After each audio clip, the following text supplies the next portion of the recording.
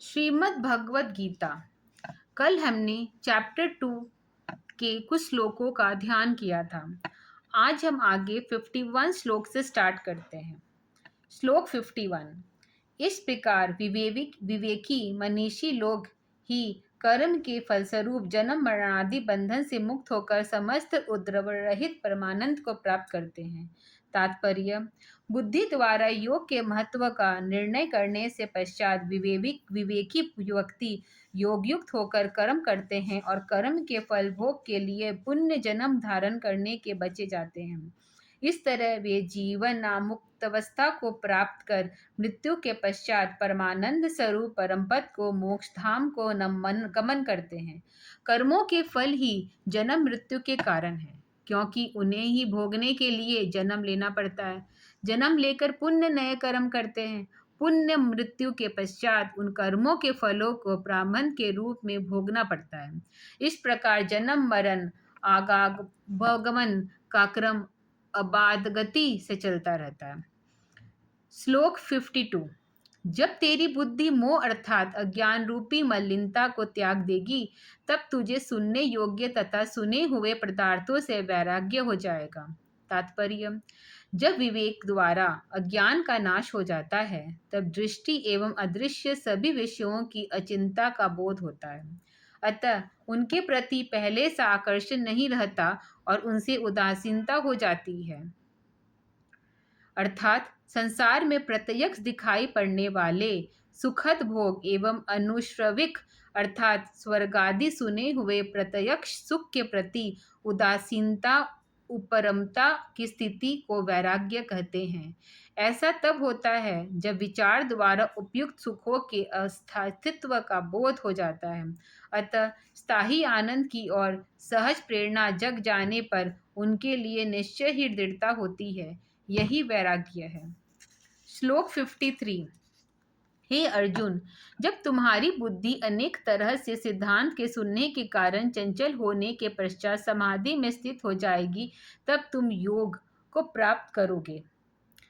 तात्पर्य: भगवान श्री कृष्ण या अर्जुन को यह उपदेश कर रहे हैं कि हे अर्जुन, परस्पर विरोधी विभिन्न सिद्धांतों अर्थात मतों के सुनने से जब तुम्हारी बुद्धि स्थिर होकर सत्य मार्ग का निश्चय करने में असमर्थ हो जाएगी, तब तुम्हारे लिए योग यानी आत्मा परमात्मा के जोड़ द्वारा समाधि अवस्था में निश्चितपूर्ण रूप से श्रेष्ठ सिद्धांत का निर्भरता ज्ञान होगा। तब तुम्हें कर्तव्य विषयों के भ्रांति नहीं रह जाएगी। कहने का भाव यह है कि तुम्हारी बुद्धि विकल्प विहीन होकर स्थिर हो जाएगी। तब निभृत्र ज्ञान योग अभ्यास द्वारा समाधि अवस्था में भी प्रत्यक्ष अनुभव हो आता है। तभी निश्चित रूप से साधिकार को आध्यात्मिक विचार प्रकट कर सकता है। समाधि जन्य विवेक की सर्वोपरि है। इसके अतिरिक्त अन्य अवस्थाओं में हमारा विवेक पूर्णतः विकार एवं भ्रम रहित नहीं रह पाता। समाधि अवस्था में ईश्वर के साथ सीधा संपर्क स्थापित होकर उससे तादात्म्य संबंध हो जाता है। ईश्वर सारे ज्ञान का स्रोत है, सर्वज्ञ है, वह ज्ञान योगी है। सारे ज्ञान उसी से निश्रित हुए हैं अथवा होते हैं। जब अर्जुन की जिज्ञासा उक्त स्थिति प्राप्त व्यक्ति के विषय में विशेष रूप से होने लगती है, अतः वह पूछते हैं श्लोक 54 में कि अर्जुन ने कहा, हे केशव, समाधि अवस्था प्राप्त स्थित बुद्धि व्यक्ति का क्या लक्षण है? वह कैसे बोलता है, कैसे बैठता है और कैसे चलता है? तात्पर्य: अर्जुन तो अध्यात्मक क्षेत्र में लिए बालक जैसे ही हैं। उसे सुन रखा होगा जैसा सर्वसाधारण लोग समझते हैं कि समाधि लगने पर शारीरिक सारी चेष्टाएं बंद हो जाती है। उस स्थिति में समाचित्य स्थिति व्यक्ति कैसे बोलता है, बैठता है, चलता है एवं अन्य क्रियाएं कर सकता है। हाँ, अखंड समाधि में ऐसी अवस्था अवश्य जीत आती है। उक्त स्थिति में योगी दृढ़तासीन होकर शारीरिक एवं मानसिक सारी चेष्टाओं से रहित हो जाता है। उस समय वह एकमात्र परमात्मा के चेतन रूप का ही प्रत्यक्ष देखता रहता है। उसका अपना स्वरूप भी शून्य जैसा प्रतीत होता है। समाधि का एक अन्य प्रकार भी है जिसे सहज समाधि कहा जाता है। उस अवस्था में आत्मा की चेतन शक्ति ईश्वर से सतत युक्त रहती है और वह संसार व्यवहार के कार्यों को भी अच्छी तरह करता रहता है।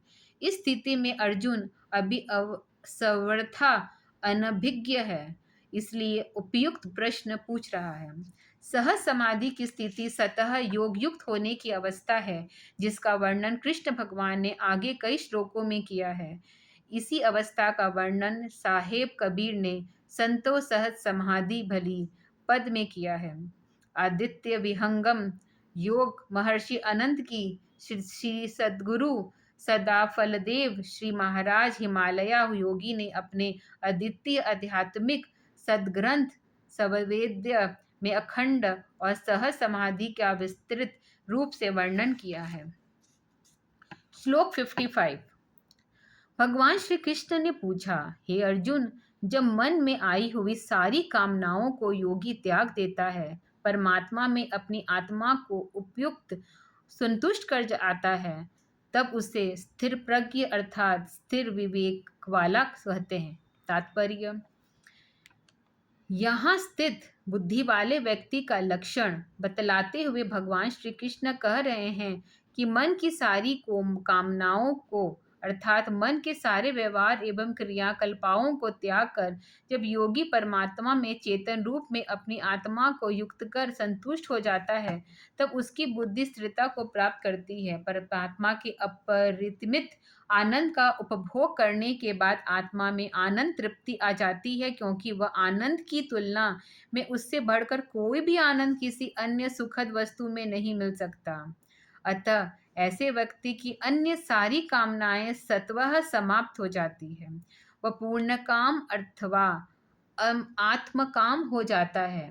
लेकिन ऐसा तब होता है जब वह साधन मन के मंडल से अपने को पृथक कर सकते हैं सामर्थ होता है और अपनी शुद्ध आत्मिक चेतना को परमात्मा के साथ उक्त कर यानी जोड़कर सहज संतुष्ट हो जाता है। श्लोक 56। जो व्यक्ति दुखों में घबराता नहीं, सुखों में जिनकी प्रवृत्ति नहीं रह जाती, जो आसक्ति भय तथा क्रोध मुक्त हो जाता है, उस मुनि को स्थिर विवेक वाला कहा जाता है।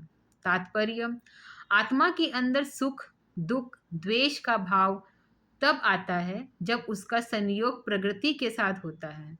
चतुष्टयक अंतकरण, 10 इंद्रियां, 10 प्राण, 8 चक्र, 9 द्वार ब्रह्म जगत के सारे स्थूल एवं सूक्ष्म पदार्थ प्रकृति एवं चंजनित विकारपूर्ण प्राकृतिक वस्तुएं हैं। आत्मचेतना जब योग युक्ति से द्वारा इनमें पृथक हो जाती है, तब उपयुक्त दुख सुख द्वेष काम क्रोध भय आदि विकारों से आत्मा रहित हो जाती है। इन सब से पृथक होकर ही आत्मा में निज ज्ञान विवेक में स्थिरता तथा एक रूपता आती है, अन्यथा वह विभिन्नता पूर्ण एवं चंचल युक्त अस्थिर रहती है। श्लोक 57। जो कभी सभी वस्तुओं से अनासक्त शुभ अथवा अशुभ की प्राप्ति कर न तो प्रसन्न होता है न दुखी होता है, उसकी विवेकी स्थिति होती है। तात्पर्य, मनोनुकूल वस्तुएं सुखद और मन में प्रतिकूल पदार्थ दुखद होते हैं, ये सब जानते हैं। जब योगी अपनी चेतना को मन से पृथक कर लेता है तो अनुकूल अथवा प्रतिकूल वस्तुओं की उसे अनुभूति नहीं होती है, क्योंकि मन में माध्यम से ही उसे सुख दुख आदि का अनुभव होता है। योग की विशेष क्रिया से वह अपनी चेतना को परमात्मा में सुनियोजित कर लिए रहता है, अतः उनका विवेक एक रूप से स्थित और निर्विकार रहता है। श्लोक 58। जब योगी कछुए के अंगों की तरह पूर्णतः अपनी इंद्रियों को अपने विषय में हटा लेता है, तब उसकी बुद्धि स्थिर होती है। तात्पर्य, कछुआ अपने पैरों और सिर को किसी भय से उपस्थित होते ही अपने अंदर सिकोड़ कर छिपा लेता है तथा जड़वत चेष्टाहीन हो जाता है। पुनः भय की आशंका के दूर हो जाने पर अपने पैरों और सिर को बाहर निकाल कर चलने लगता है। उसी प्रकार योगी अपनी इंद्रियों को उनके विषयों से खींचकर अंतर्मुखी करके शांत हो जाता है। योग की स्थिति युक्ति द्वारा ही मन को योगी अंतर्मुखी कर लेता है। उस अवस्था में उसका संपर्क ब्रह्म जगत से छूट जाता है और उसकी बुद्धि निर्विकार स्थित हो जाती है। योग की भाषा में इसे ही प्रत्याहार कहा गया है। श्लोक 59। इंद्रियों को उनके विषयों शब्द रूप स्पर्श रस गंध से रोककर विषयों का उपभोग न करने वाले व्यक्ति के शब्द सर्वप्रसादी विषय को उस समय निवृत्त हो जाते हैं, अर्थात इंद्रियों द्वारा जब उनका ग्रहण नहीं हो पाता परंतु उनके प्रति राग उनके भोगने की इच्छा बनी रहती है। किंतु इस ब्रह्मज्ञानी पुरुष का राग भी परमात्मा में दर्शन से पश्चात समाप्त हो जाता है। तात्पर्य: इंद्रियों को उनकी अपने अपने विषयों में न जाने देने से, उनके बताल रोक लेने से विषयों का उस समय रसास्वादन तो नहीं हो पाता परंतु पहले से उन विषयों का अनुभव रहने के कारण मन में पुनः उनके उपभोग की इच्छा बनी रहती है। दूसरी ओर समाधि में ब्रह्म का प्रत्यक्ष दर्शन कर लेने वाले व्यक्ति को विषय भोग की इच्छा भी नष्ट हो जाती है। इंद्रियों से उसके आत्मा की चेतन शक्ति के पृथक होकर अंतर्मुखी हो जाने से उन विषयों का उपभोग तो समाप्त ही हो जाता है। इंद्रियों के द्वारा ग्रहण किया जाने वाला विषयों का सुख अस्थायी एवं स्वल्प होता है। उसकी तुलना में आत्मा द्वारा परमात्मा का प्रत्यक्ष दर्शन करने पर आत्मा के शाश्वत तथा अखंड आनंद का अनुभव अद्वितीय एवं अपरिमित रूप से प्राप्त होता है। अतः ऐसे महापुरुष को विषय सुख की इच्छा नहीं रह जाती, क्योंकि उसे विषय सुख और ब्रह्मानंद का तुलनात्मक अनुभव रहता है। ब्रह्मानंद की तुलना में विषय सुख नगण्य प्रतीत होता है, इसलिए विषयों के प्रति ऐसी समाधिस्थ व्यक्ति का कोई राग या आकर्षण नहीं रह जाता। साधारण मनुष्य को तो ब्रह्म के आनंद का अनुभव नहीं रहता, विषय सुख का अनुभव उसे अवश्य रहता है। अतः इंद्रियों को विषयों में जाने से रोक लेने पर भी उसे उस विषयों का पूर्ण अनुभव रहने के कारण उसे पुनः उनसे प्राप्त सुखोपभोग की इच्छा बनी रहती है। इसलिए इंद्रिय निग्रह से ही साधनों का पूरा काम नहीं बनता, उसे परमात्मा के दर्शन के पश्चात ही रागों की ओर से निवृत्त होती है। श्लोक 60। हे कुंती पुत्र, इंद्रियों के निग्रह करने वाले यत्नशील विवेकी पुरुष के मन में भी हठ या व्याकुल करने वाली इंद्रियां बताल विषयों की ओर ले जाती हैं। तात्पर्य: विवेकी पुरुष इंद्रियजन्य विषय सुख की अनित्यता एवं अपलता का अनुभव होने पर विषयों से इंद्रियों को पृथक रखने की चेष्टा तो करते हैं, किंतु विषय सुख के स्थान पर उससे बढ़कर ब्रह्मानंद का अनुभव नहीं रहने के कारण उसके मन में विषय सुख उपभोग की इच्छा बनी रहती है। अतः पुण्य वे इंद्रियजन्य सुखों की ओर आकृष्ट हो जाते हैं। अतः इंद्रिय निग्रह परायण व्यक्ति परमात्मा की प्राप्ति की और अनुग्रह हो और उसके लिए सद्गुरु शरण प्राप्त कर परमात्मा प्राप्ति का साधन करे, तभी कल्याण है। मात्र इंद्रिय निग्रह से स्थायी लाभ संभव नहीं है। श्लोक 61। उन सभी इंद्रियों को मेरे प्राणानंद अर्थात गुरु में पति समर्पण भाव रखकर योग में स्थिर होकर रहे। इस प्रकार उसके अधिकार में इंद्रियां हैं, उनकी ही बुद्धि निश्चल है। तात्पर्य: इंद्रिय निग्रह की अवस्था तो भगवान श्री कृष्ण यहाँ बतलाते हैं, परंतु साथ ही साथ परमात्मा में आत्मा को युक्त अर्थात जोड़कर योग के स्थित होने का भी उपदेश कर रहे हैं, क्योंकि मात्र इंद्रिय निग्रह करने वालों को पुण्य विषयों की ओर खींच जाने का भय है। इसलिए इंद्रियों को विषयों से रोक देने के बाद विषय सुख से बढ़कर कोई विशेष सुखानुभूति उस व्यक्ति को होनी चाहिए नहीं तो पुण्य उस विषय सुखों की ओर उसकी प्रवृत्ति होना स्वाभाविक है। जब उसे परमात्मा के आनंद का आस्वादन योगयुक्त से प्राप्त होने लगेगा, तब उसकी इंद्रियां उसे विषय सुख की ओर प्रेरित नहीं कर सकेगी, क्योंकि वह अब अधिक सुख और निर्वचनीय दिव्य आनंद का अनुभव करता रहेगा। अब इंद्रियां उसकी वशवर्तिनी होगी। मात्र इंद्रियों को बलपूर्वक रोक लेने वाले की इंद्रियां वश में नहीं रह सकती, अतः उनका विवेक अस्तित्व रहता है एवं योग युक्त व्यक्ति की बुद्धि विचार शक्ति निश्चयात्मिक होती है। श्लोक 62। विषयों के ध्यान अर्थात चिंतन करने से व्यक्ति को उनके प्रति आसक्ति उत्पन्न होती है। आसक्ति से उनकी प्राप्ति की इच्छा उत्पन्न होती है। कामना पूर्ति से अवरोध होने से क्रोध उत्पन्न होता है। तात्पर्य: यहाँ भगवान श्री कृष्ण साधारण व्यक्ति की स्थिति बतला रहे हैं कि कैसे उसके अंदर क्रमशः विभिन्न दोष उत्पन्न हो जाते हैं और वह अंत में नष्ट हो जाता है। सर्वोत्तम भोग के हुए प्राकृतिक पदार्थ का स्मरण होता है, तदंतर उसके प्रति आसक्ति आकर्षण उत्पन्न होता है, उसके उन विषयों से सुखों की अनुभूति की पुण्य इच्छा होती है। इस प्रकार की इच्छा पूर्ति के किस प्रकार के विग्रह जाने से व्यक्ति के मन में क्रोध उत्पन्न होता है। श्लोक 63। क्रोध से घोर अज्ञान होता है, अज्ञान से बुद्धि में भ्रमण होता है, जिससे बुद्धि का नाश होता है। बुद्धि के नाश से मनुष्य स्वयं नष्ट हो जाता है। तात्पर्य: क्रोध की स्थिति में मनुष्य का कर्तव्य संबंधी विवेक ही समाप्त हो जाता है। यानी जब हमें गुस्सा आता है तब हम कुछ भी बोल देते हैं। इससे उसकी बुद्धि में न करने योग्य कार्य भी भ्रमवश करणीय दिखाई पड़ते हैं। इस प्रकार की ब्रह्मयुक्त बुद्धि विकृत अर्थात नष्ट हो जाती है, और जिसकी बुद्धि ही नष्ट हो जाए उसका कल्याण क्या हो सकता है? वह स्वयं नष्ट हो जाएगा, अर्थात वह घोर कष्टमय जीवन व्यतीत करेगा। श्लोक 64। राग द्वेष रहित अपने मन को वश में किया हुआ व्यक्ति इंद्रियों में विषयों का उपभोग करता हुआ भी प्रसन्नता अर्थात शांति को प्राप्त होता है। अर्थात तात्पर्य: राग अर्थात आसक्ति, द्वेष अर्थात किसी व्यक्ति या वस्तु के प्रति घृणा का भाव, ये दोनों संबंध के कारण है।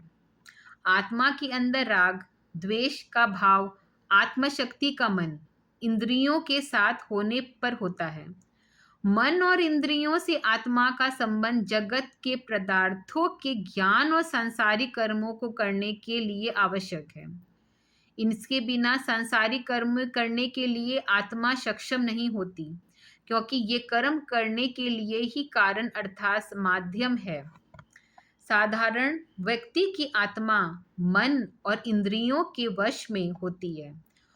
उसके न चाहने पर भी ये उसे बाह्य विषयों की ओर सदा के लिए जाते रहते हैं, किंतु योगी पुरुष अपनी आत्मा की चेतन शक्ति को योग की विशेष प्रक्रिया द्वारा चतुष्ट अंतकरण मन बुद्धि चित्त अहंकार और 10 इंद्रियों के पृथक रखता है। जगत के पदार्थों का ज्ञान और संसारिक कर्म उनके अंतकरण और ब्रह्मकरण इंद्रियों द्वारा उनसे असंग अवस्था में होते रहते हैं। योगी की यही विशेषता है, अतः उसके अंदर किसी वस्तु या व्यक्ति के प्रति राग द्वेष नहीं होता, क्योंकि ये तो मन के अंदर आने वाले भाव होते हैं, और योगी की आत्मशक्ति मन से पृथक होकर सदैव ब्रह्म से जुड़ी रहती है। अतः राग द्वेष विकारों से योगी ही मुक्त रहता है और उसे ही प्रसन्नता एवं शांति की स्थिति सहज ही प्राप्त रहती है। श्लोक 65। प्रसन्नता अर्थात शांति की स्थिति में आत्मा के अंदर सारे दुखों का अभाव हो जाता है। प्रसन्न अर्थात शांत चेतना वाले व्यक्ति की बुद्धि विवेक शक्ति अच्छी तरह स्थिर हो जाती है। तात्पर्य: सुख दुख का ज्ञान आत्मा को इंद्रियों और मन के साथ होने से होता है। जब आत्मा योग युक्ति से अपनी चेतन शक्ति को इनसे खींचकर पृथक कर लेता है, तब उसके अंदर अपरिमित शांति या आनंद की धारा प्रवाहित होने लगती है। अतः जगत के सारे दुखों से वह अछूता रह जाता है और इसे उसकी विवेक शक्ति में निश्चयात्मिका की स्थिति आती है। अनुभव विवेक से उसे ब्रह्म के बढ़कर अन्य कोई पदार्थ ग्रह नहीं रह सक जाते। इससे उसका विवेक दृश्य निश्चय ही स्थिति में आ जाता है। साधारण व्यक्ति जो योग की उक्त प्रक्रिया से अनिभ्रज्ञ रहता है कि स्थिति इससे भिन्न रहती है, वह निश्चय नहीं कर पाता कि कौन वस्तु उसके लिए उपादेय है। यही कारण है कि वह संसार के विभिन्न पदार्थों की प्राप्ति के लिए एक के बाद अन्य की ओर सदा प्रयत्नशील रहता है। इस अमृतत्व की अस्वस्थता और अनिश्चितता की स्थिति से ही मनुष्य को अनेक दुखों का सामना करना पड़ता है। श्लोक 66। जो व्यक्ति युक्त अर्थात परमात्मा से जुड़ा हुआ नहीं है, उसको आध्यात्मक एवं जगत संबंधी यही ज्ञान नहीं होता और इस प्रकार के व्यक्ति को सही ज्ञान के अभाव से शाश्वत शांति नहीं मिलती और अशांत व्यक्ति को सुख कहाँ है। यहाँ अप्युक्त शब्द का अर्थ विचरणीय है। तात्पर्य, जो ब्रह्म यानी परमात्मा से युक्त अर्थात योग के विज्ञान से जुड़ा हुआ है, योगी है, वही सद्ज्ञान संपन्न है। जो ऐसा नहीं है वह सामान्य व्यक्ति है। यही ज्ञान योग के माध्यम से योगी को ही होता है। सही ज्ञान के अभाव से शांति नहीं मिल सकती। अशांत व्यक्ति कभी सुख नहीं हो सकता। अतः भगवान श्री कृष्ण का यह संदेश है कि पूर्ण शांति एवं सुख के लिए परमात्मा में योग की प्रक्रिया से अपने को जोड़ना आवश्यक है। श्लोक 67।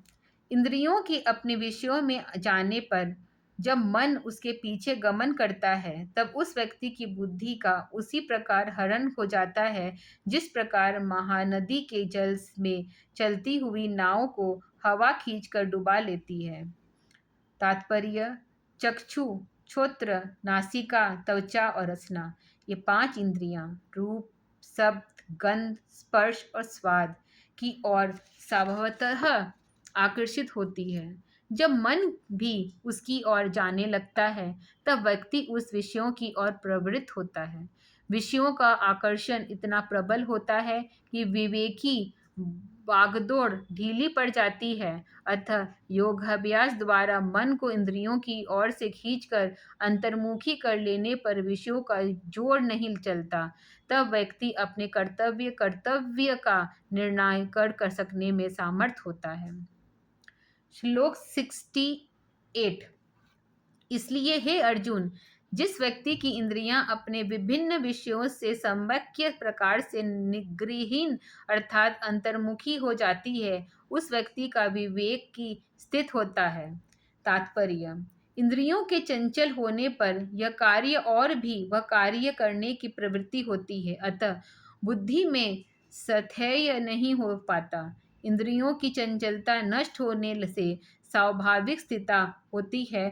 तब विवेक द्वारा व्यक्ति सही कर्तव्य की ओर प्रवृत्त होता है। श्लोक 69।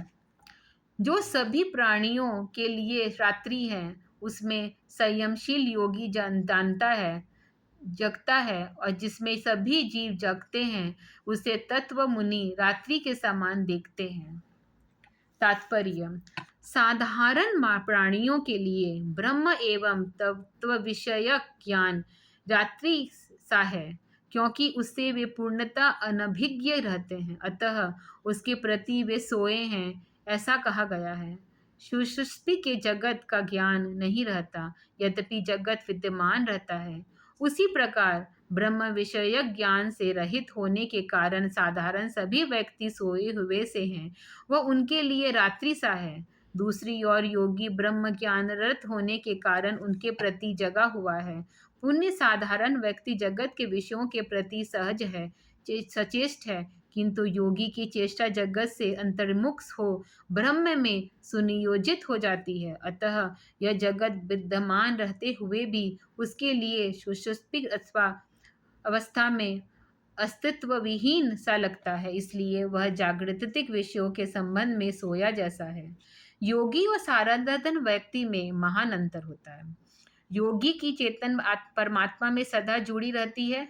इसके कारण आनंद परमात्मा में अनंत ज्ञान की धारा सतत प्रभावित रहती है, जिससे वह जगत संबंधी सारे ज्ञान विज्ञान का भी पूर्ण वेत्ता होता है। साधारण व्यक्ति ब्रह्म के ज्ञान से वंचित होने के कारण अल्पज्ञ होता है और जगत के ज्ञान विज्ञान का भी पूर्ण वेत्ता नहीं होता। उसकी चेतन जगतमुखी रहती है, जिसकी योगी की चेतना ईश्वर्योमुखी रहती है। श्लोक 70। जिस प्रकार अनेक जलधाराएं जल में परिपूर्ण अचल स्थिति वाले समुद्र में प्रविष्ट होकर भी उसे चंचल नहीं करती, उसी प्रकार जिस व्यक्ति में सारे सांसारिक भोग कोई विकार उत्पन्न किए बिना ही समा जाते हैं, वही व्यक्ति शांति प्राप्त करता है, भोगों को कामना करने वाला नहीं। समुद्र में पहले से ही जल परिपूर्ण रहता है। इस पे अनेक नदियों का जल प्रविष्ट हो जाता है, फिर भी समुद्र अचंचल नहीं होता, अर्थात वह सीमा के अंदर रहता है। उसमें बाढ़ नहीं आती, वह पहले जैसा गंभीर बना रहता है। उसी प्रकार ईश्वर प्राप्त योगी ब्रह्मानंद को परिपूर्ण रहता है। संसार के भोग एवं तंजनित सुख प्राप्त होने के पर वह विचलित नहीं होता। ब्रह्मानंद विहीन व्यक्ति संसारिक भोगों की कामना करता है। भोगों की प्राप्ति अर्थात अप्राप्ति दोनों से ही व्यक्ति चंचल हो जाता है और उसे शांति नहीं मिलती। श्लोक 71। सभी कामनाओं को छोड़कर जो व्यक्ति इच्छा रहित, ममता रहित और अहंकार रहित होकर व्यवहार करता है, वह शांति प्राप्त करता है। तात्पर्य: इच्छा, ममता अर्थात आसक्ति तथा अहंकार की उपस्थिति में व्यक्ति कुछ न कुछ प्रयत्न करता रहता है और सफलता एवं असफलता द्वारा वह शांत एवं अशांत होता रहता है। दूसरी ओर इससे रहित व्यक्ति शांति की अनुभूति अपने आप में करता है और वह योग के विज्ञान के द्वारा ही संभव है। श्लोक 72। हे अर्जुन, इस ब्राह्मी स्थिति को प्राप्त कर योगी मोहग्रस्त नहीं होता और अंत काल में उसकी स्थिति में रहकर ब्रह्म प्राप्ति मुक्ति को प्राप्त करता है। तात्पर्य: जीवन काल में आध्यात्मिक विद्या, ब्रह्म विद्या के साधन द्वारा ईश्वर की प्राप्ति कर योगी अज्ञान के निवृत्त हो जाता है और जीवन में ब्रह्मानंद का उपभोग करता है। अंत काल में वह ज्ञान पूर्वक शरीर का त्याग कर विदेह मुक्त हो जाता है और परम निर्वाण को प्राप्त होता है। आज हम ये चैप्टर 2 समाप्त कर चुके हैं। कल हम चैप्टर 3 स्टार्ट करेंगे।